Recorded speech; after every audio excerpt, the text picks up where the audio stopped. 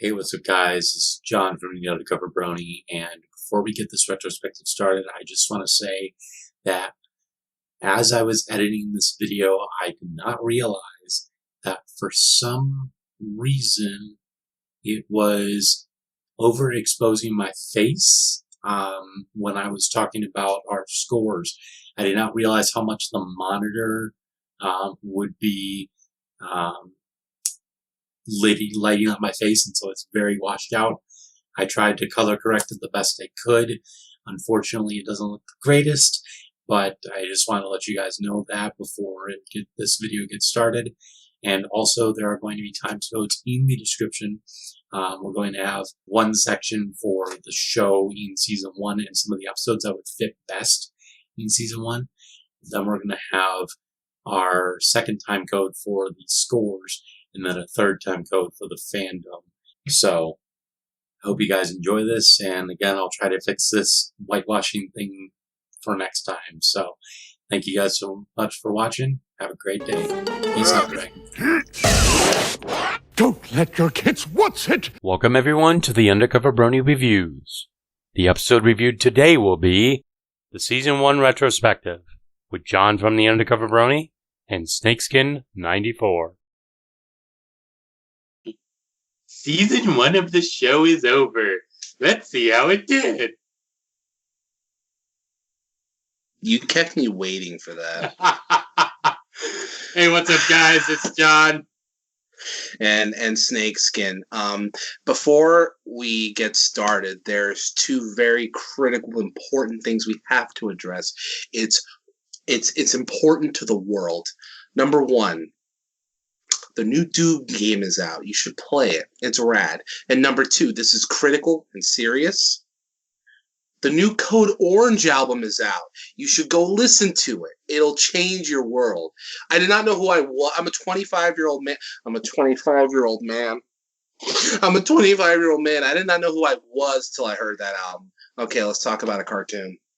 I was just saying, I don't think people understand the mental, what's the word? Not turmoil or struggle, but just the energy expunged when you talk about every single individual episode of a serialized television show.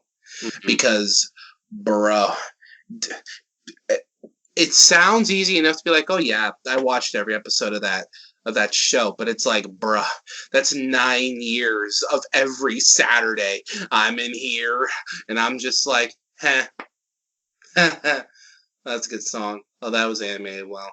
That was good. I gotta remember to joke about John about that. Oh, I got a porn joke for that. And then,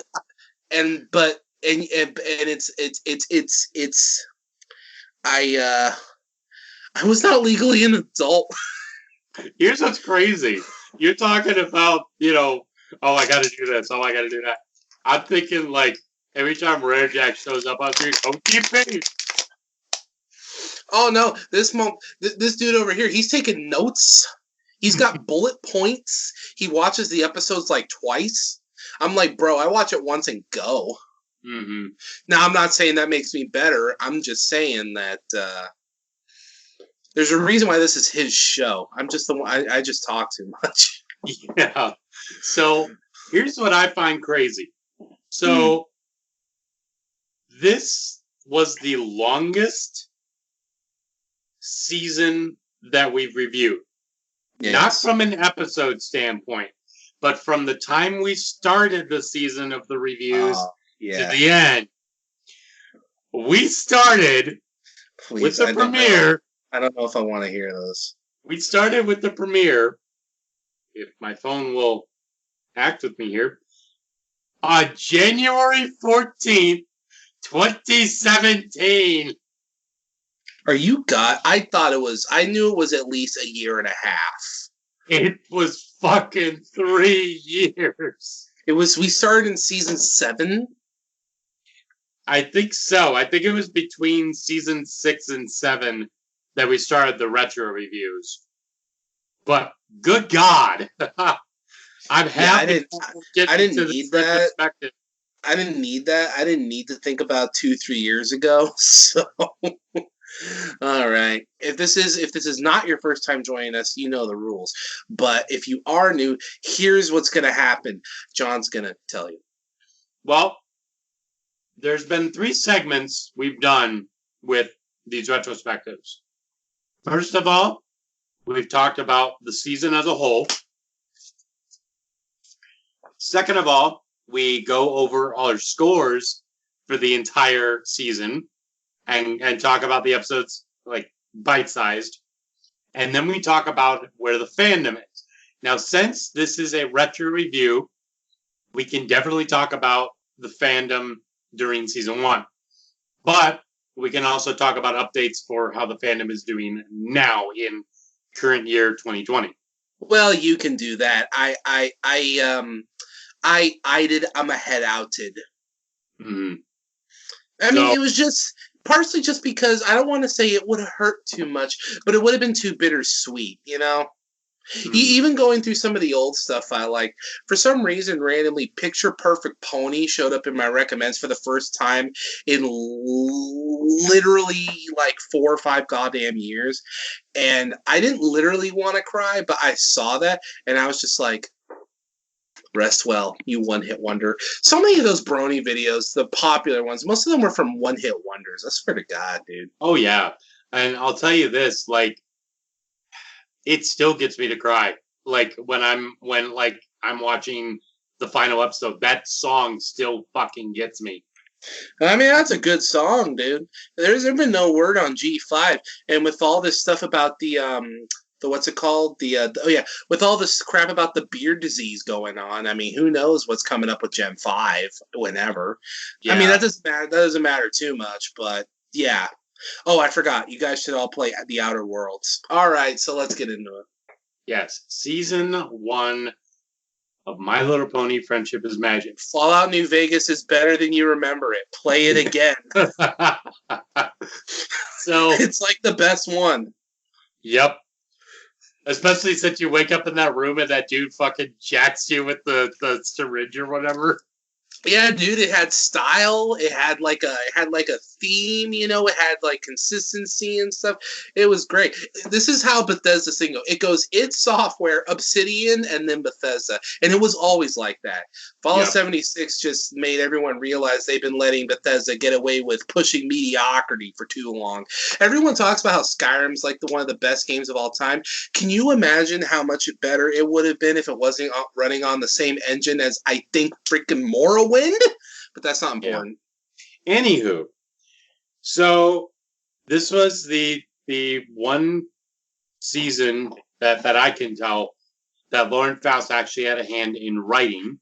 For about the first half, mostly. Throughout the whole season, yeah, but most explicitly like the first half, from what I've read. She was explicitly the showrunner for the first 2 seasons.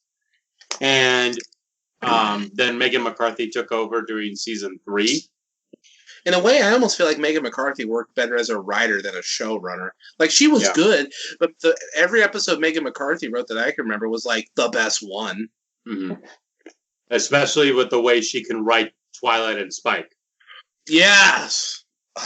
She's the only one that can write them like that. Yes. Okay.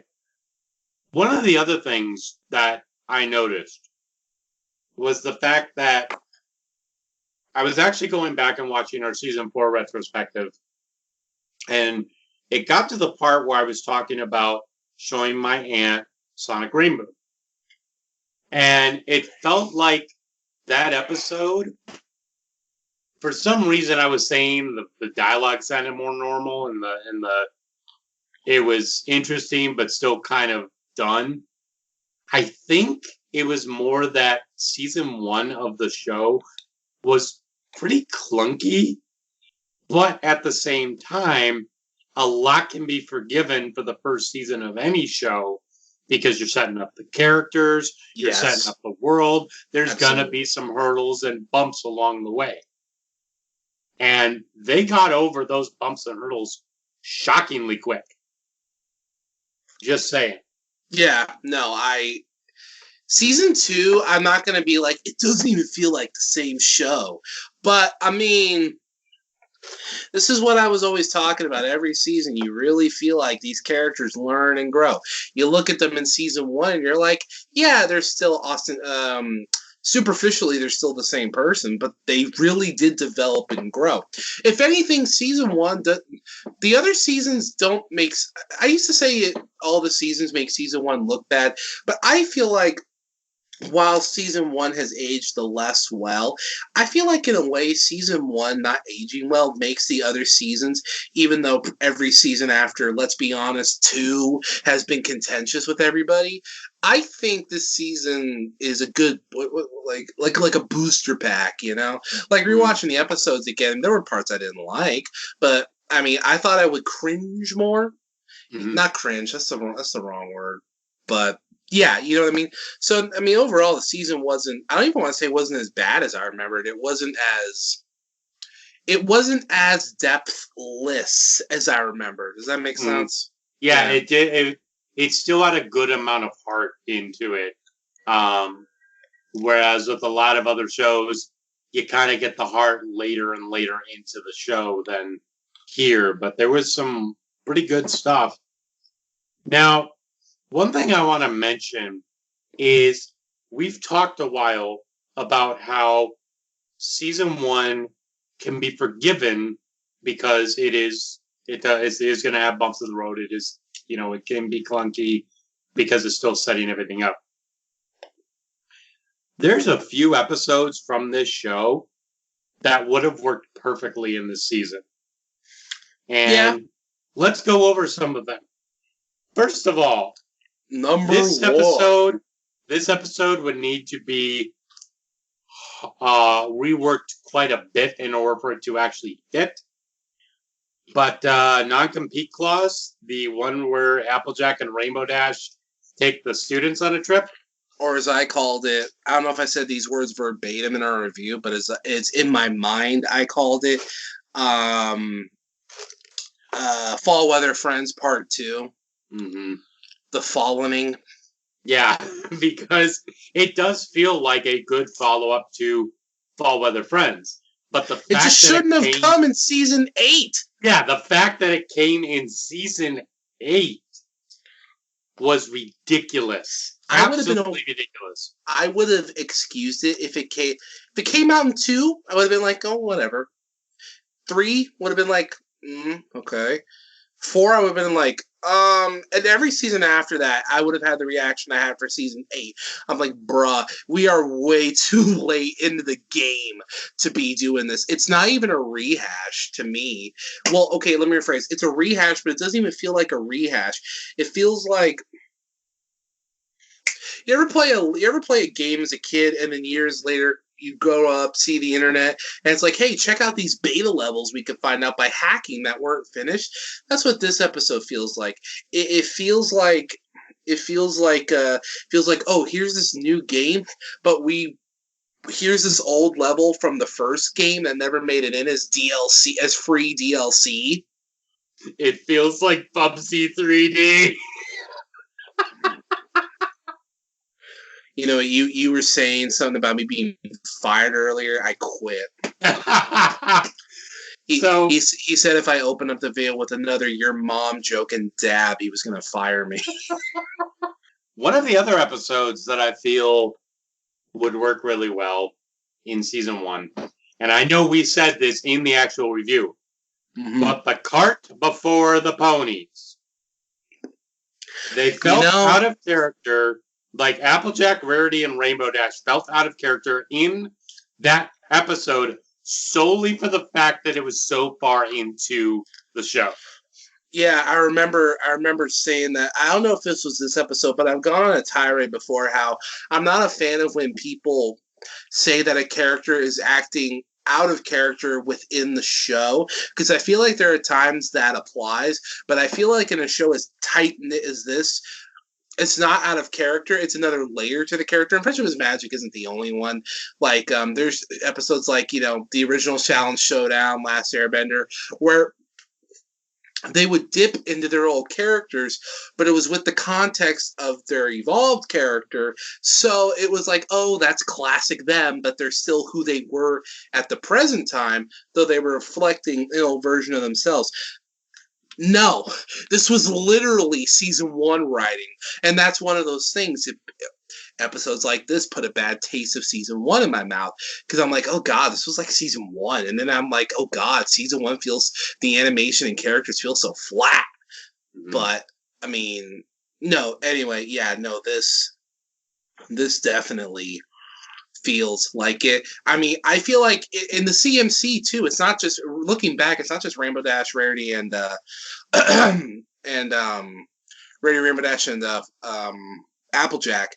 It's the CMC too, because by this point in the episode, Sweetie Belle has told Rarity off, and did that whole episode where she did growing up. Scootaloo's told off Rainbow Dash like twice, and Applejack and Apple Bloom have like an actual like developed mutual like brother sister respect for each other. You know, so the dynamics of the episode do not make sense. Ergo, exactly.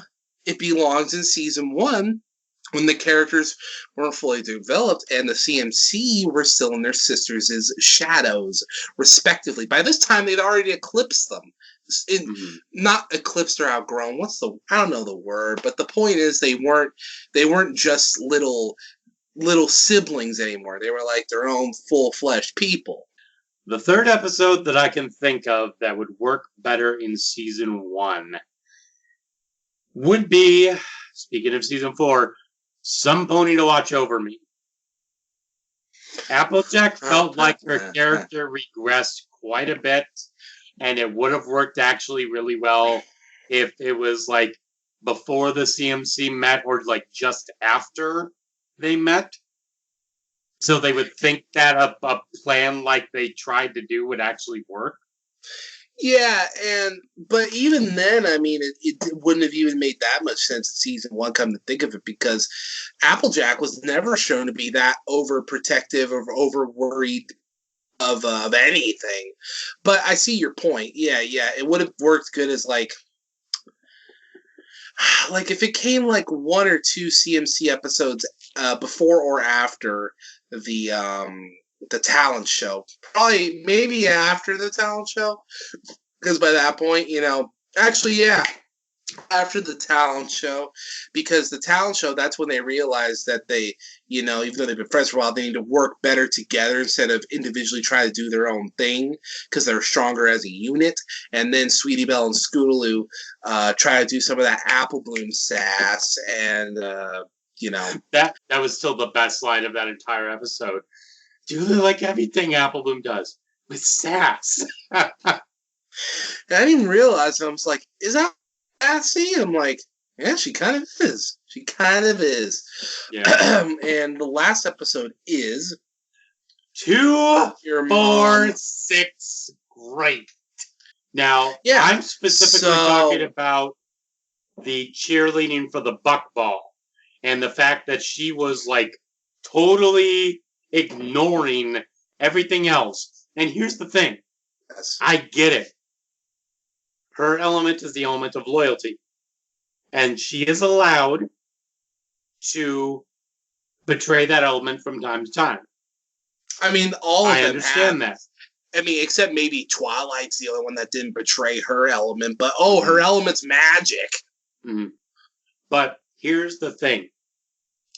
The fact that for the most part, throughout all of the show, Rainbow Dash was able to stay at least pretty consistent with her element.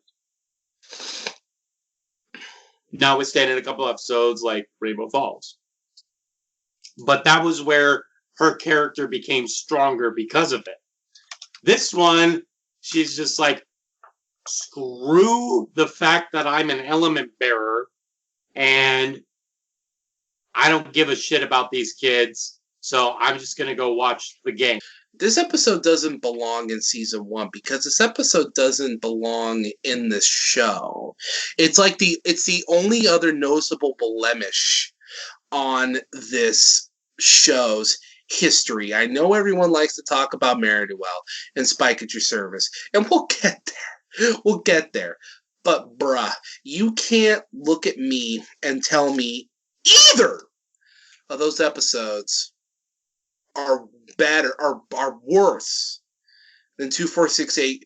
Great. Maybe Three's a Crowd on a good day and the stars are aligned and you're not on I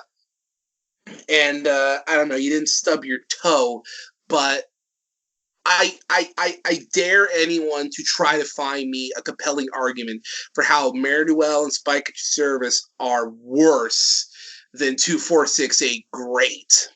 But we're talking about how it fits in season 1. So you know what?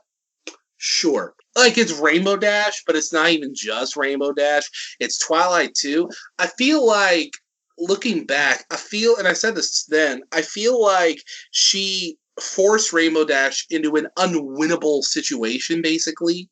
Mm-hmm. And because if memory serves, she didn't want to do it. And Rainbow Dash, to her credit, was straight up like, I'm not qualified.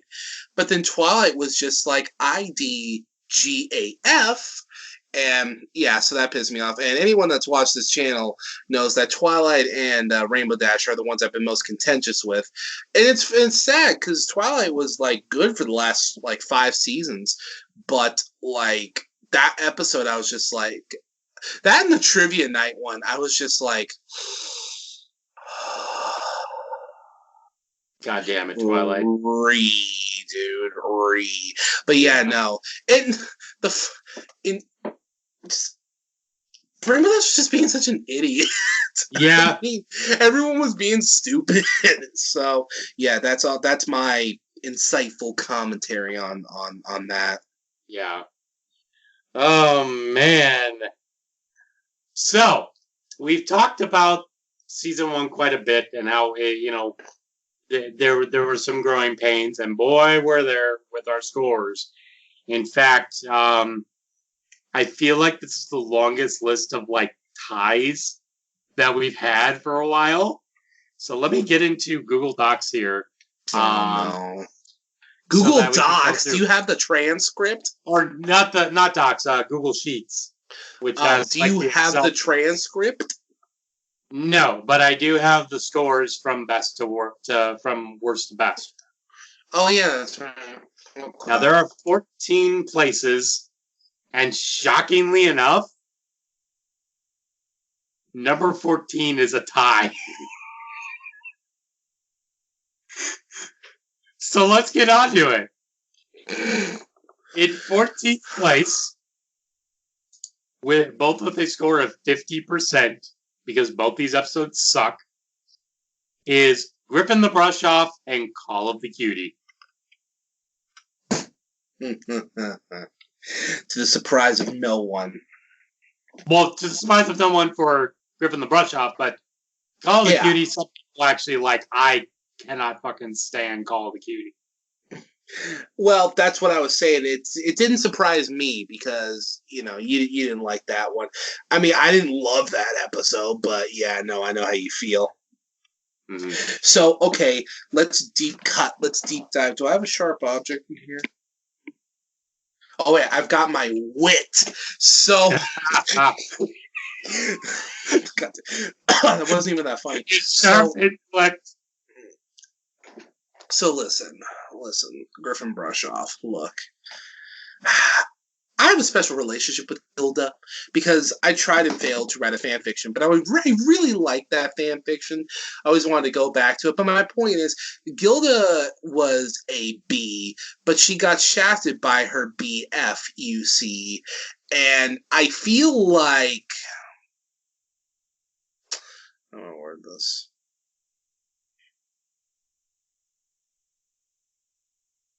just wasn't that good. Yeah. Like, I didn't even, to be honest, I didn't even really care for the episode much when it came out. I just picked Gilda to write the story about just because I thought it could go somewhere. And I thought it would be interesting territory, and she was so one note.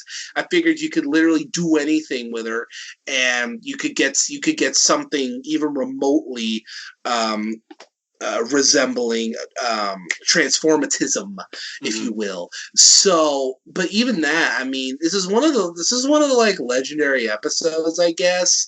But it just didn't age that well. I didn't really. It's mostly the characters and some of the writing, But and like yeah, in all reality, it's just not that. It's just not strong. That's like the only thing I can think of to condense my thoughts on it quickly. Is it's just not that strong of an episode compared to other obvious stronger episodes in this season that aren't just Party of One. Yeah, and in all reality, looking back at it, half the episode is actually pretty good when Pinky and Rainbow Dash are actually pranking other ponies. But as soon as Gilda enters the picture, it all falls apart. And thankfully, they got her character right in Lost Treasure of Griffinstone, because it makes sense that she would be a dick because of her upbringing. That still doesn't excuse the fact that she tried to use as many dated 90s references as she possibly fucking could. That was the other thing, too. I mean, now listen, when any other show does this, I would think, okay, you're trying to get me to like this person without actually making them unlikable. You're just making them one note and annoying. I would love to give the show the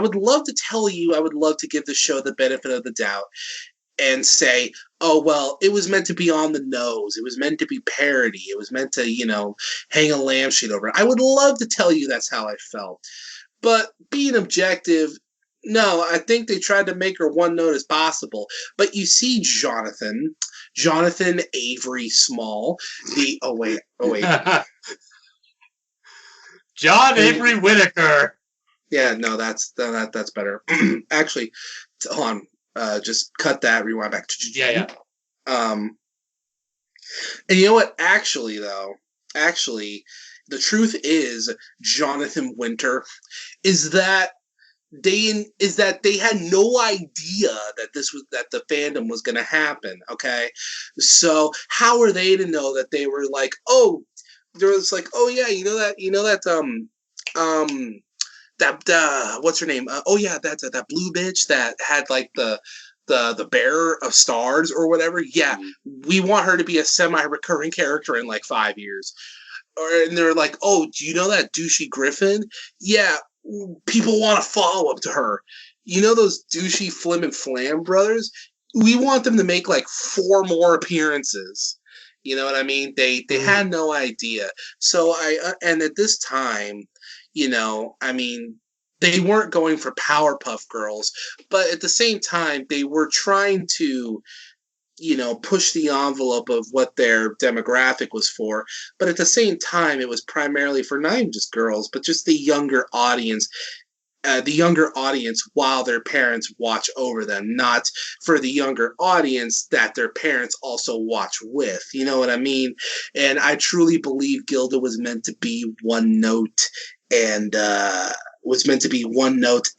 bland and forgettable, so that she could be used as a stepping stone for Rainbow Dash's development. But then again, looking at it from a different perspective, the fact that this episode, in a way, flies in the face of what Lauren Faust was trying to do.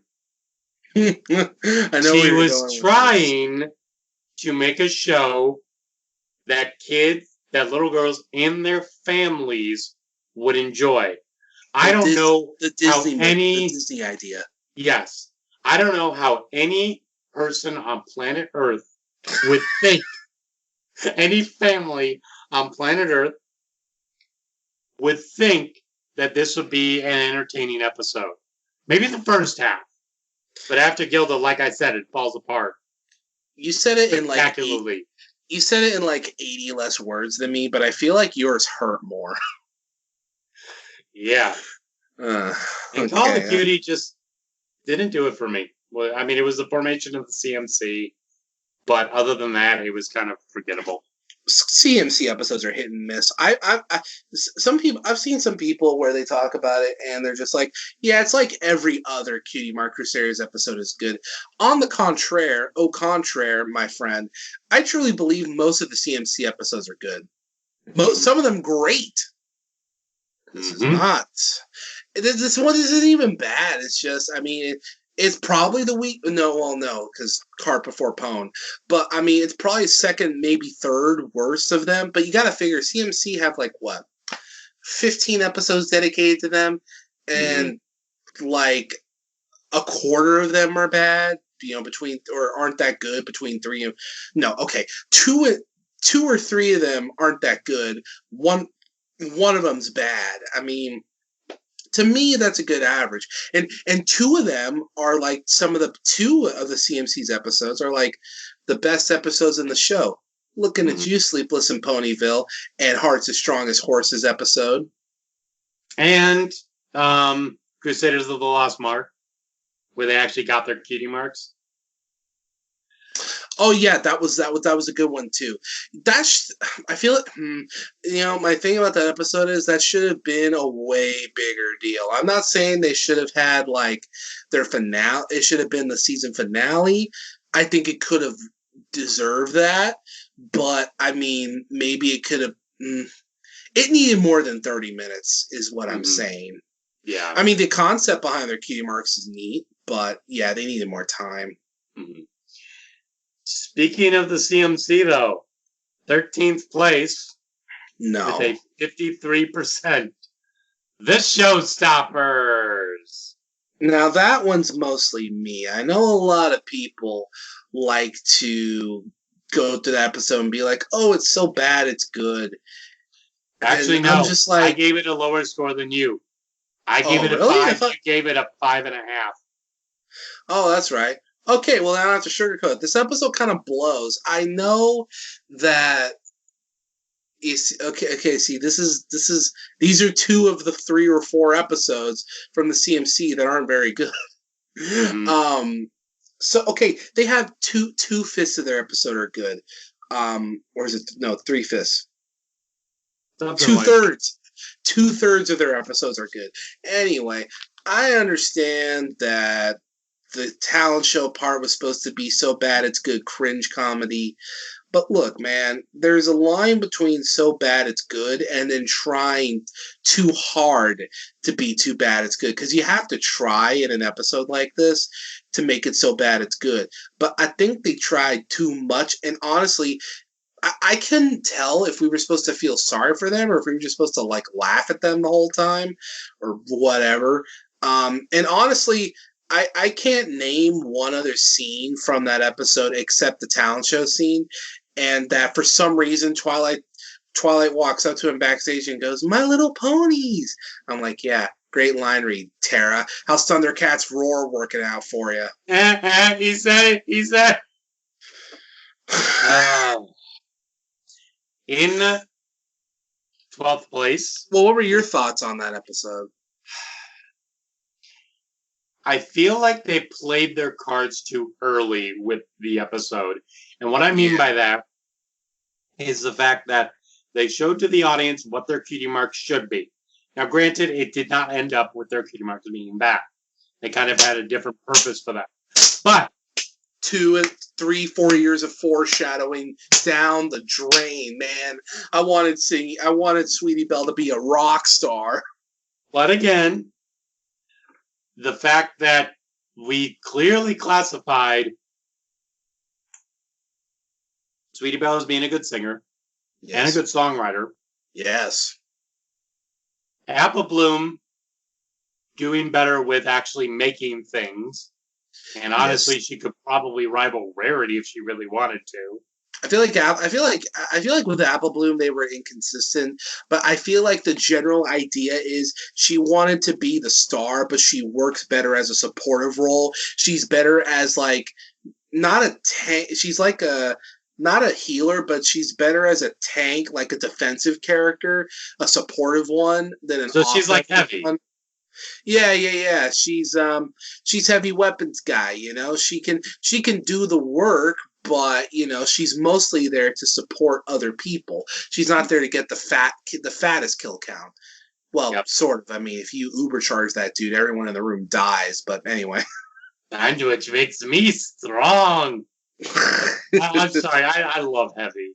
Dude, TF2 gets Scout are probably two of my favorites.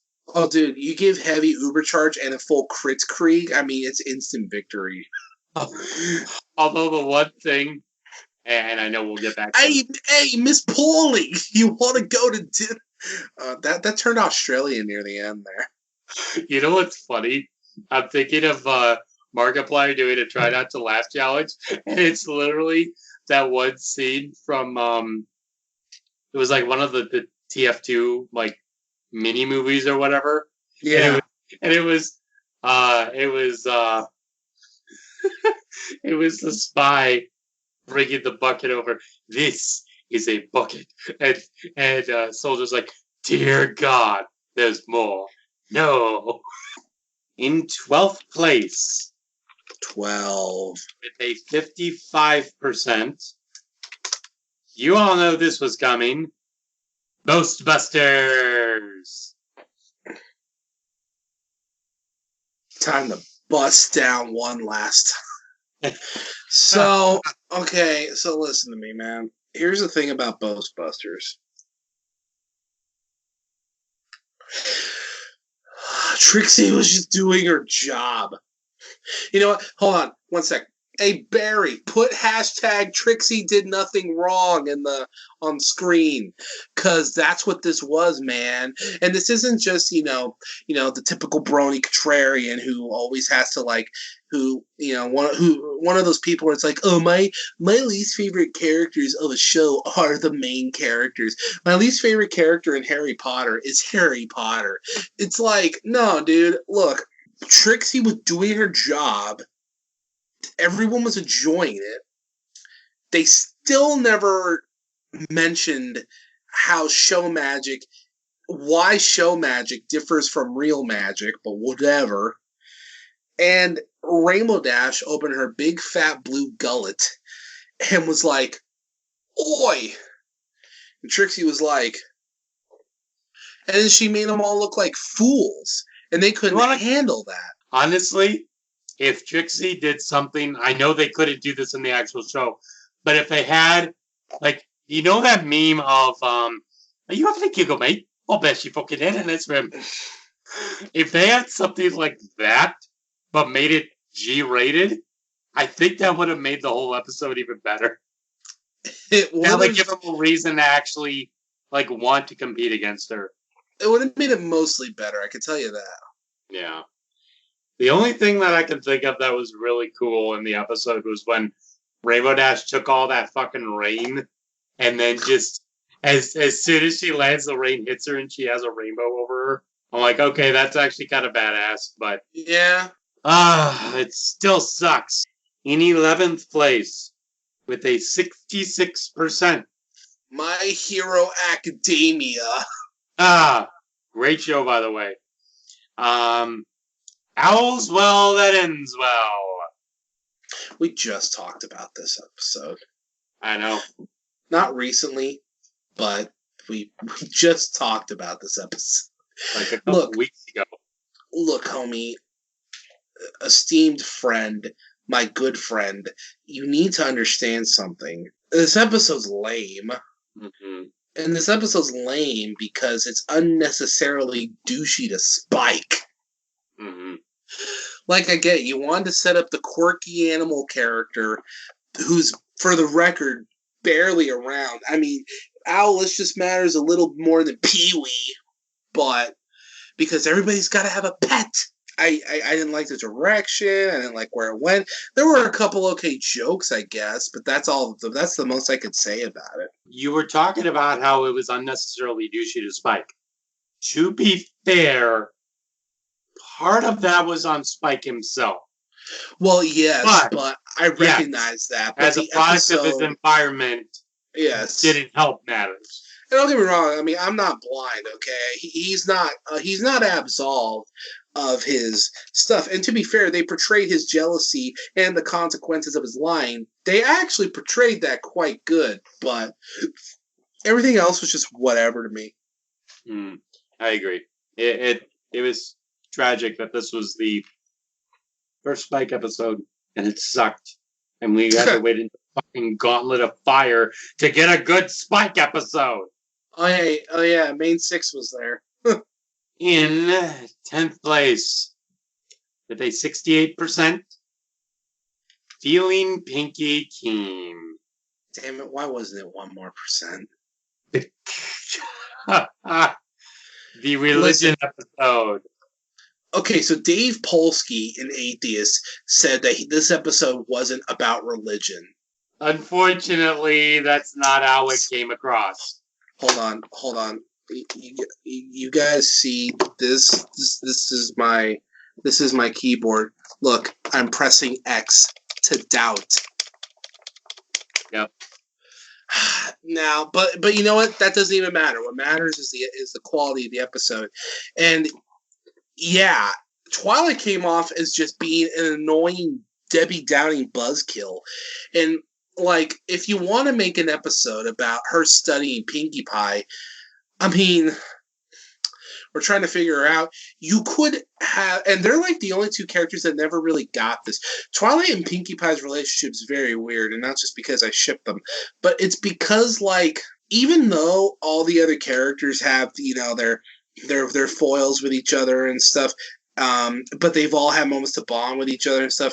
Twilight and Pinkie Pie, it's not that they haven't, but it's more, from my perspective, it's always been about either Pinkie Pie cheering up Twilight or help keeping her going, or Twilight is trying to understand Pinkie Pie to some degree.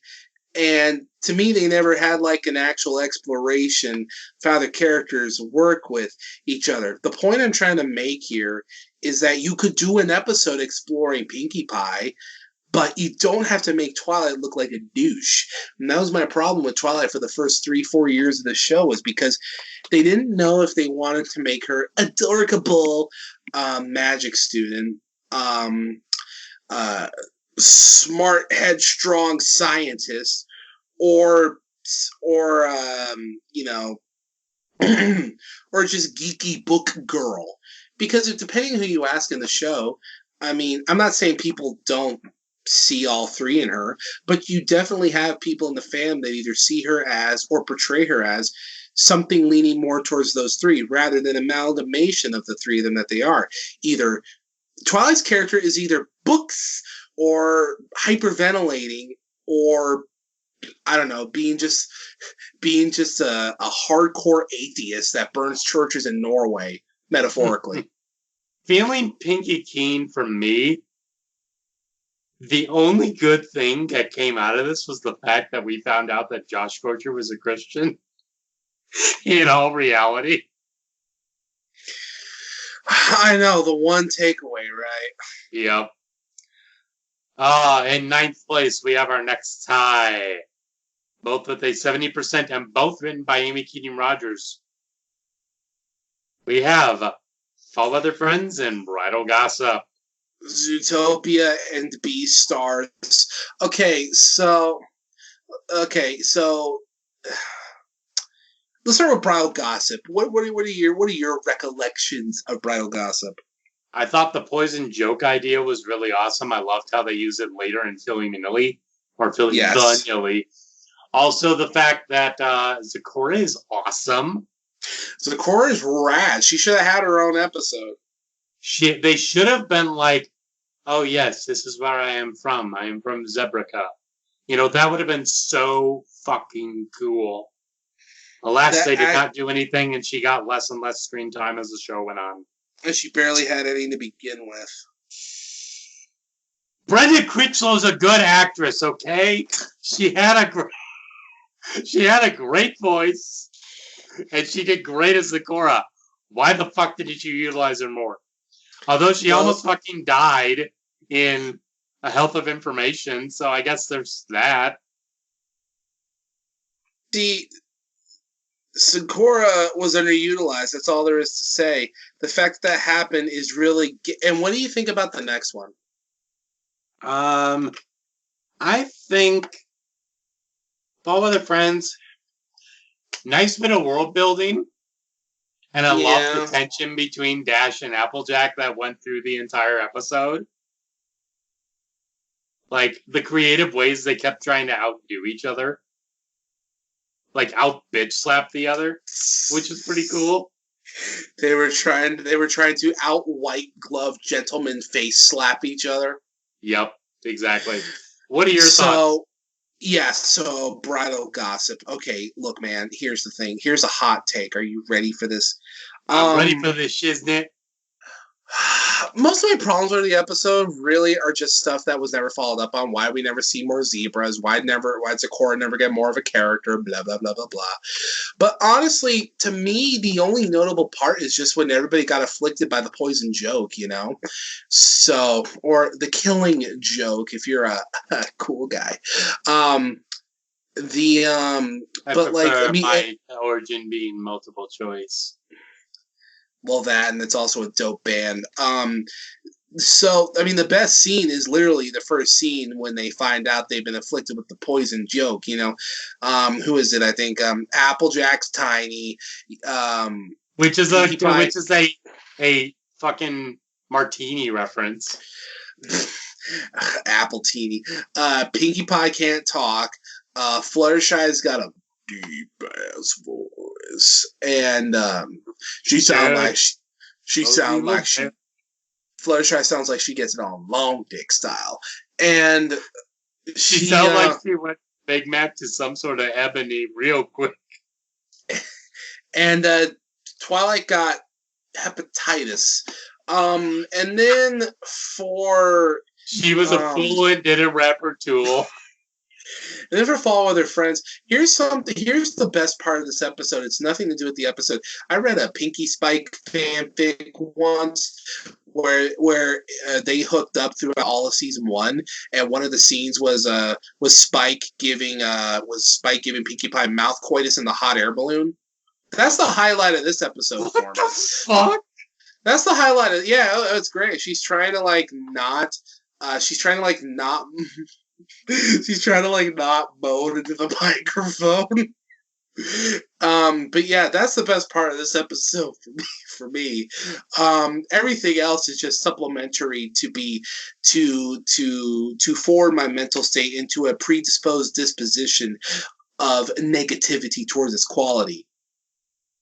I think the episode is basic, if not less so. So yes, let's continue on. We also had one more episode in this 9th place. Dragon Shy. I loved this episode. I understand why you didn't. Because Rainbow Dash destroyed it for you. Yeah, TLDR, Dragon Shy can eat a dick. Moving on. Yeah. Although, it's funny. This was the first time you could look at Fluttershy and it's like, if you touch Fluttershy's friends, be ready for an ass whooping. Just saying. This is the first time I realized if you touch Fluttershy, I'm going to transcend reality and insert myself into the cartoon show and rip your face out. Mm-hmm. Blood for the blood god. I really wonder if that band's still around. Hold on, keep going. I'm going to check their Spotify. All right. In 8th place, we have a fucking 4-way tie. This happens every season. This happens. I think one time we did a 5-way, but this happens every season. And here's what's funny. 3 out of the 4 were the 3 M.A. Larson episodes that he wrote this season. All at a 75%. We have Swarm of the Century, Sonic Rainboom, Cutie Mark Chronicles, and Ticketmaster. Swarm of the Century wasn't bad. Polka music, laugh. Yep. The fact that we only saw the Paris Sprites for this one episode and then a small nod in Magic Duel, and that was it. That was a bummer. That's crazy. Sonic Rainbow. I will say this as I did in the original. It's better than Double Rainbow. I will say once again in the essence of time. If it wasn't for Rarity, I would have loved the episode. Yes. Cutie Mark Chronicles. The ending was stupid as shit, but it was nice to see the Cutie Mark stories of the main sex. That was neat. It all being tied to Rainbow Dash made me want to go on a killing spree and give blood. That's how the episode made me feel. Yes. And the Ticketmaster. I actually remember liking this episode. It didn't like age as well as I thought it would, but I actually thought it was one of the, out of all the weak episodes in the season, it feels to me like it's one of the stronger, weaker episodes. I know it's backhanded as hell, but that's how I feel about it. I do like at the end, though, where Spike is just like, oh, gross, I have to go too. And then he's like giggling.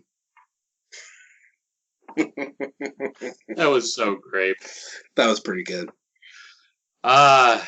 In 7th place, we have another. Because Spike is the typical boy. Oh my god, I don't like parties and dresses. I'm a boy. I only like army men and God of War on the PS2 and committing acts of debauchery. Yeah. I'm just going to say this now. The next 6 places are all going to be ties. Excuse me. Yes. 7th place with a 76 out of 100. 76%. We have Green Isn't Your Color and Stairmaster. I feel like Green Isn't Your Color is better than Stairmaster in my honest opinion. Stairmaster had better memes. Oh yeah, the memes are better for Stairmaster, but I felt like Green Isn't Your Color had more of a mature lesson in all reality. Yeah, that's fair. Stairmaster was basically don't be a little shit to your babysitter. Exactly. Especially because, it is Fluttershy after all. Yes. In 6th place, with a 78%, we have the premiere and Applebuck season. Once again, I will say, Applebuck season, better than the premiere. 5th place. No, look, the premiere's not bad, and neither's Applebuck season, but they're just... The premiere is serviceable, and Applebuck season... Hell, had some good memes, I'll say that. For a while, that's what everyone thought Applejack's crazy persona was, sleep depravity, or whatever. Pinkie Pie's was losing her smile. Rarity's was her quest for perfection. Rainbow Dash's was her self-loathing, and Twilight's was her need to excel, and Applejack's was not. Fluttershy's was not being loved, or at least by animals, and Applejack's was not sleeping. Yep. I can hear the PMV set to Skillet's Monster or Hero right now. Right. I need a hero, or however that song goes. There was actually one that was really good. That it was a PMV with Falling Inside the Black. Which I never saw that PMV, but I know that song. Falling in the black, slipping through the cracks, falling to the depths. Can I ever go back? The secret side of me. That's how the song goes, right? Dude, Monster was the literal most requested song on the Rock and Roll Nooner for 95 Rock for like 3 months straight. Look, man, it's a catchy song. I'm not a huge fan of Skillet. They're basically like they remind me of like I don't know, 9 Inch Nails if Trent Reznor believed in God or something. So, but like, I mean, that's a catchy song, and it speaks to teenagers and normies, and for older dudes like us, especially if we grew up with the song, it's a bit of a guilty pleasure, but it's a good pop rock song. We are now at the top 5. 5th place, both with a score of 83%. This is going to be a hard one to find out which one might be better than the other. Winter Wrap Up and Look Before You Sleep. The Birth of Rare Jack or the first song of the show, major song of the show? Take your pick. I'm going to be an asshole. I'm giving it to Winter Wrap Up, not just for the song, but because they didn't canonize Rare Jack. No, but Look Before You Sleep, they're both really solid. You know what's weird? I wouldn't have... I feel like as a better written episode. So like Winter Wrap Up takes the cake for like moral and stuff, but Look Before You Sleep is a very well written episode. I think I love character dynamics. I like dialogue. I like interesting dialogue. That's the key. That's why Applejack's key episode sucks so much, and probably why the key bearer in that episode, whatever his name was, that's probably why he never.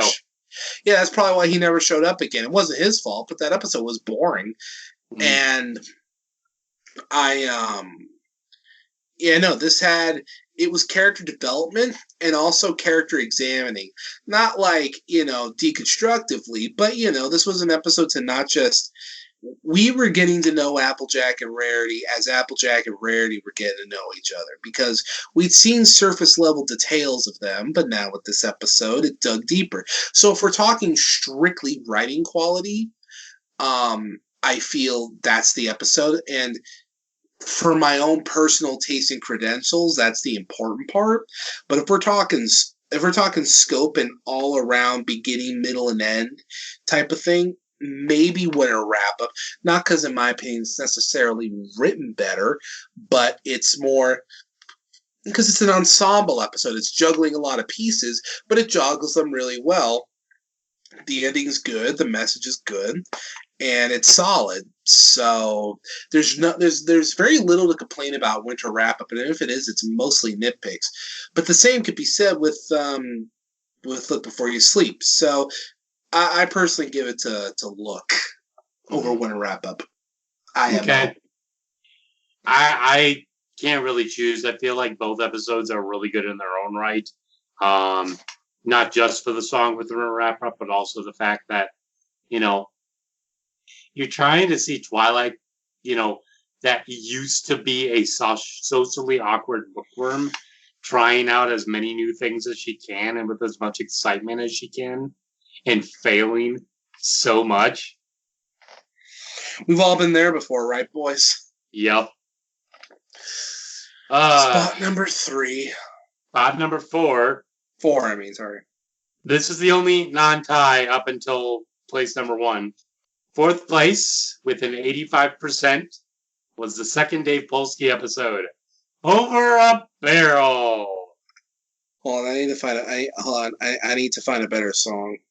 You keep going though. Over a Barrel I loved because it was a great way to kind of like split up the group in some ways, have differences be a big focus, and also having a little jab at their own humor where, you have Pinkie Pie singing the frickin', you gotta share song, and then both Chief Thunderhooves and the sheriff are just like, we have come to an agreement. That was the worst thing we had ever heard. That was great. I also like that it was pies that was being thrown around, and yes, it was trying to like talk about the Native American and cowboy conflict, but not really. They were trying to put their own spin on it and make it okay. Yeah. They weren't trying to go strictly, because really, if you go strictly, it didn't happen that way whatsoever fucking ever. Trail of Tears, my God. Bury my heart in wounded knee. Mm-hmm. Yeah. Empire of the Sun is a good book. So this episode, Appaloosa. I got the horses in the back. And I love that song. I really do. Take me on to the old town road. I'm gonna ride till I can't no more. Got the horses in the back. Stock is attached, is mad, black, got the bushes black to mad, riding on a horse. So listen, this episode, it's good.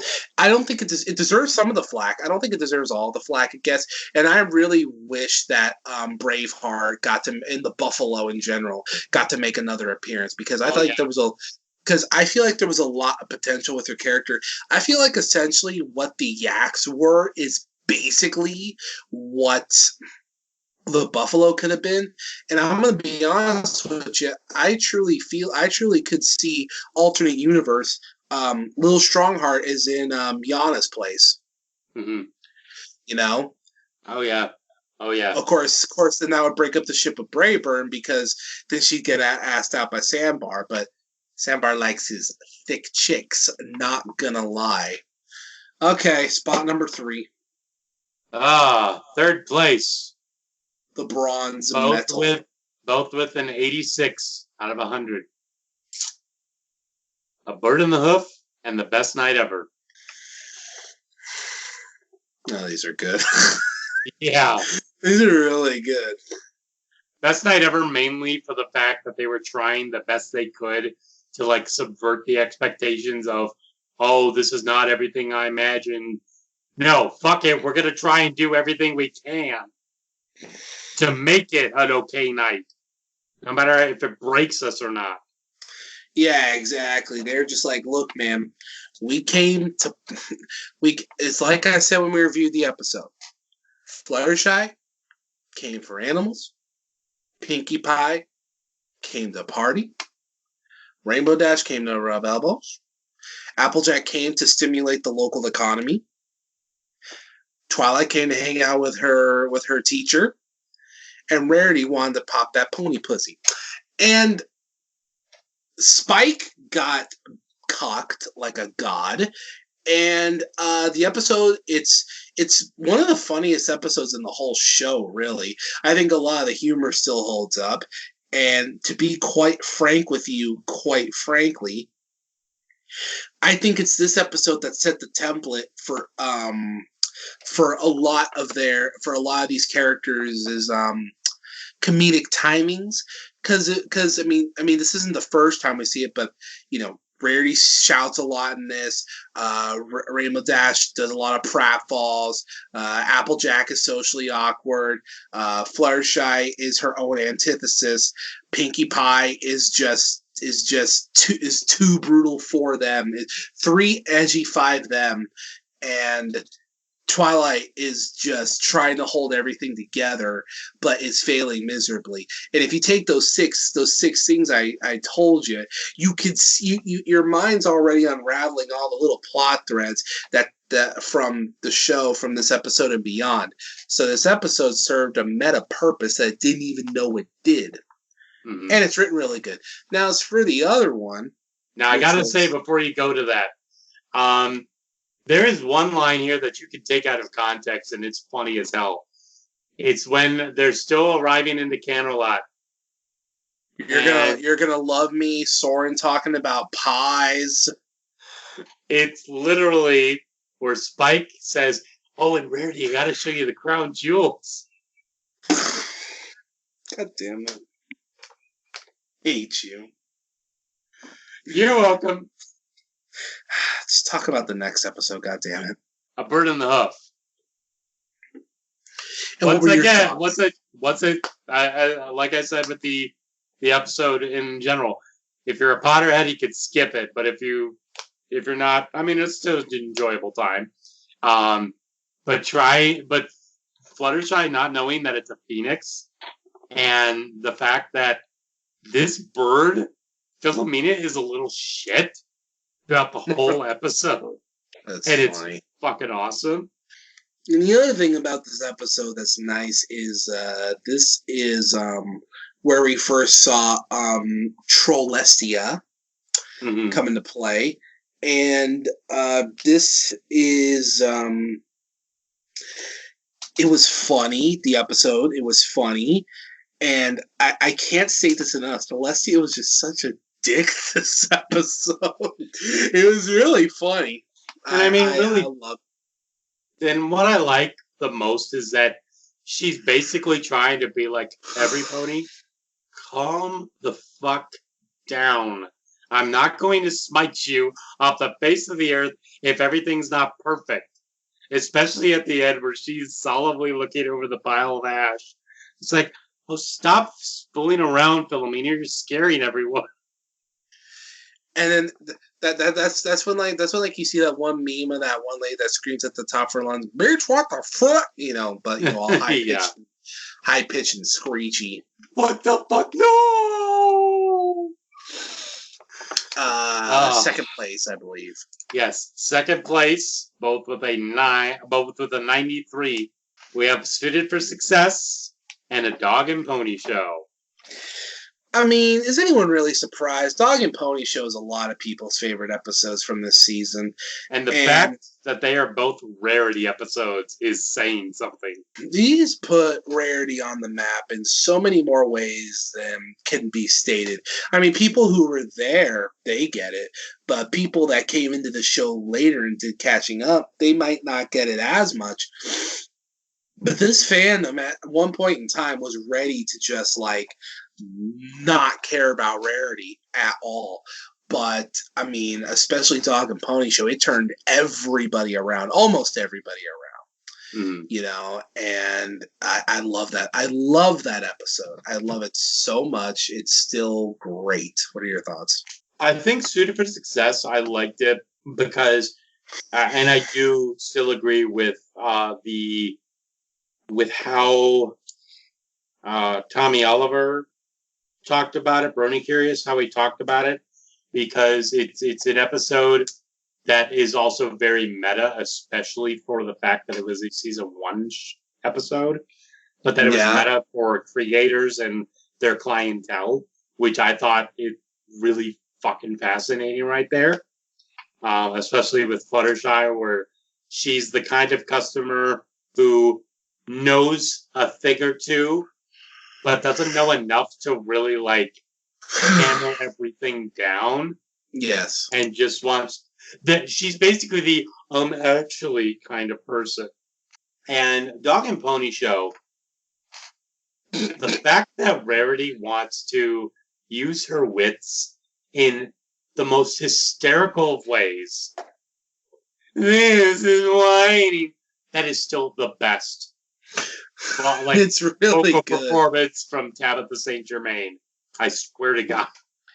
And let's be honest, most of Tabitha St. Germain's performances are just god tier. Mm-hmm. But yes, I love these episodes. They're great. And finally, you all know this was coming. At number 1, we have the legendary Party of One. We've already been here for a while, so I'm not going to waste everyone's time. This episode is basically perfect. Mm-hmm. It's basically perfect. If perfect does truly exist as far as medium goes and television shows and cartoons, this episode is up there. It's just so great. It's everything I personally like in a cartoon. It's imaginative, it's wild, and it's crazy. It's got good writing. It's a good character study. And I'm not saying I need every episode of everything to be like that. But but two things I love, is introspective character development and surreal imagery to relate someone's mental stability. Okay, and when the two things come together, I can blow a pretentious load. Okay, and all over this episode. I'm just saying. I'm just saying this. This episode was like a couple robots and one masturbation in a hospital away from being Evangelion. So, no, this episode is wonderful. I love it. It has to be the go-to episode you show anyone, because this can be anyone's first episode, because you don't need to know Pinky very long to get her character and understand her losing her hair is a big deal. You don't need to watch previous episodes to get the other characters' characters because they have them on display, you know. So, and it's great. If anything, the only reason that this wouldn't be a good first episode is because it might set the bar too high. But I love this episode. I love it so much. It's great. If I could take, like, you know how when things get famous, one of the things that gets searched for in collectibles is like production stills or like art cells. This is an episode I would love if it existed. I know it doesn't. It was all animated on computer. But this is an episode I would like collect that shit for. It's that good. This is how I describe this episode. I am very super famous, super famous, super famous, very super famous. A lot of people know I exist. I am very super famous, super famous, super famous, very super famous. You are not, so you are shit. Yeah. I mean, that is my feeling comparing this episode to the worst episodes this show has to offer. That's me with Cart. That's me with Three's a Crowd. That's me with That's me with Gilda. That's me with Road to Rainbow Falls. Yep. Not Rainbow Falls from season 4. That episode was, I think I remember liking that one. Yeah. Now, the reason I love this episode so much is not only because of Andrea Libman's phenomenal vocal performance on this episode. It is legendary. Yas, queen. But the fact that they take... This episode's so good, men, you'll want to simp Andrea Libman. Do you hear me? The fact that they took a simple premise as someone didn't realize it was their birthday and they think their friends are rejecting them, and spun it around to make it about a complete psychotic breakdown. That is awesome. Absolutely awesome. And that is why it's super famous. Very super famous. Super famous, bitch.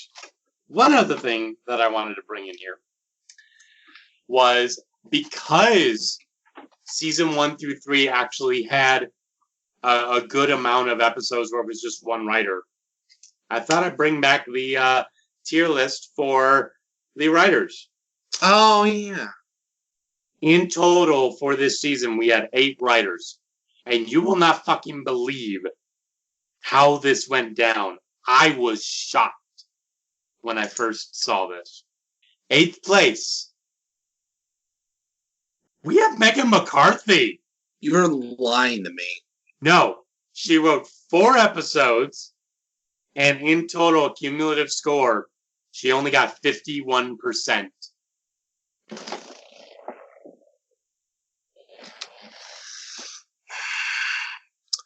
We need the time stone. We need to go back and rewrite history. Yes. Where's Darkseid? Give me that anti-life equation. I know it doesn't do shit for time travel, but I need to make a DC reference. This is also going to be shocking. Number 7, Lauren Faust. Now, part of that is because she only wrote an episode and a half. Well, the premiere and half of Ticketmaster. So that's why she only got to a 58%. That's pretty much why that happened. I mean, I get it, but still, that's when you read the numbers like that, it's crazy. Yeah. 6th place with 63%. This will also shock you. Cindy Morrow. I remember liking Cindy Morrow. She wrote Tanks for the Memories. That was a great episode. How did she get it that low? And I was writing 4 episodes for this season. Huh.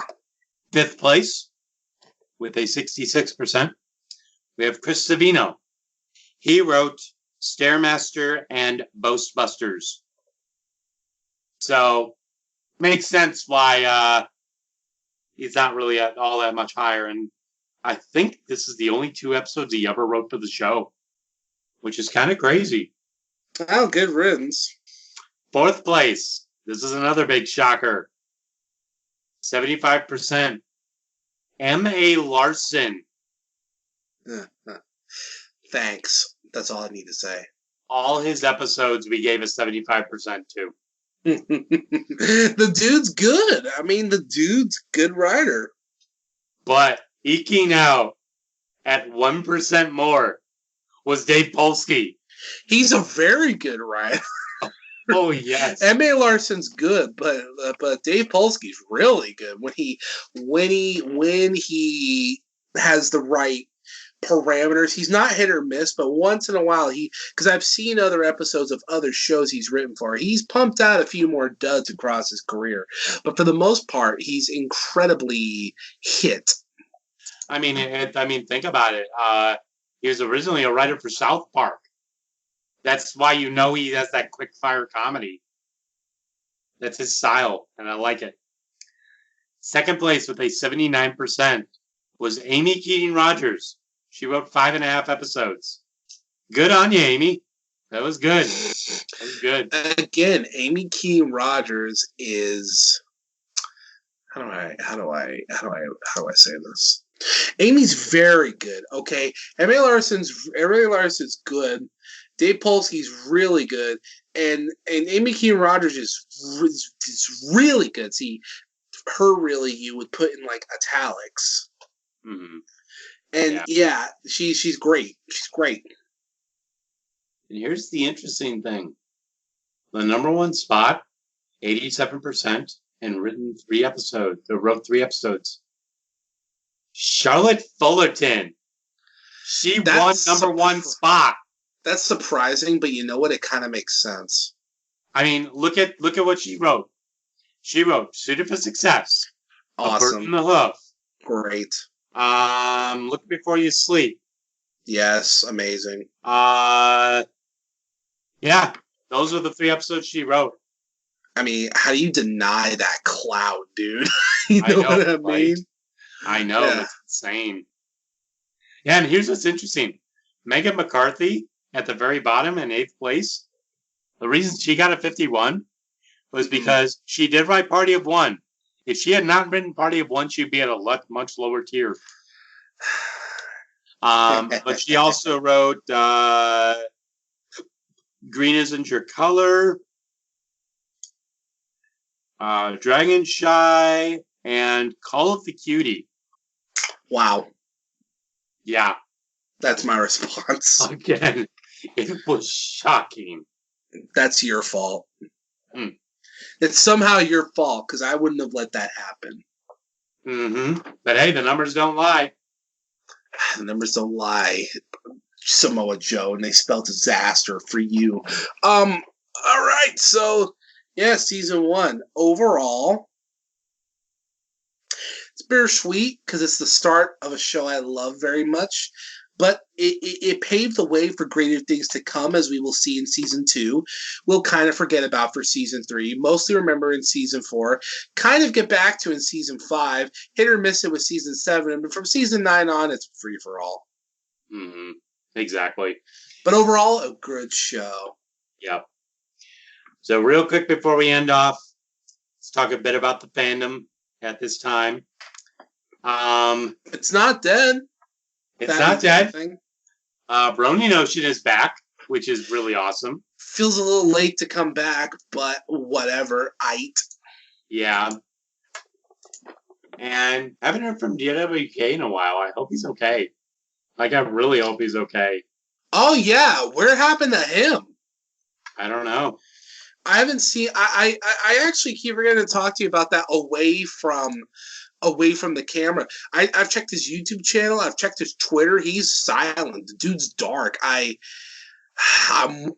kind of worried dude might be in trouble. One of the other crazy things is that, you know that guy that did Letters from a Disgruntled Friendship Student? He's still fucking going at it. Oh, yeah, you told me about that. Yeah, he's still fucking going at it, and he is still going... Like, the last one he wrote was last month, and it was on The Point of No Return, the one where Twilight has to return the overdue library book. Oh, yeah. That's a really good episode, too. Uh-huh. So, yeah, fandom's pretty quiet, but, you know, we're still alive and trucking. And we'll be getting into season 2 pretty quickly here. Yeah, for real. DWK, please tell me where you are. I need you. You're my favorite Brony creator. I didn't know I needed you until I found you. Signing off for the final time for season 1. That's it from me, John. And me, Snakeskin. And we will talk to you guys later. Peace out, Dragon. Adios.